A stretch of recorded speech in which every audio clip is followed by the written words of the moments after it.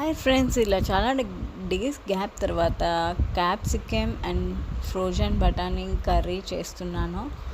Just ఏం లేదండి, తర్వాత పెట్టేసి క్యాప్సికమ్ పెద్ద ముక్కలుగా కట్ చేసుకొని అది వేసి పసుపు ఉప్పు వేసి బాగా కలిపెట్టుకొని ఇలా పేస్ట్ వచ్చేసి తెల్ల నువ్వులతో పచ్చి కొబ్బరి ఇంకా ఎండుమిర్చి ఇంకా ధనియాల పౌడర్ ఇదంతా మిక్స్ చేసి కొత్తిమీర వేసి గార్లిక్ వేసి బాగా మిక్స్ చేసిన పేస్ట్ వచ్చేసి బాగా కలిపేయండి.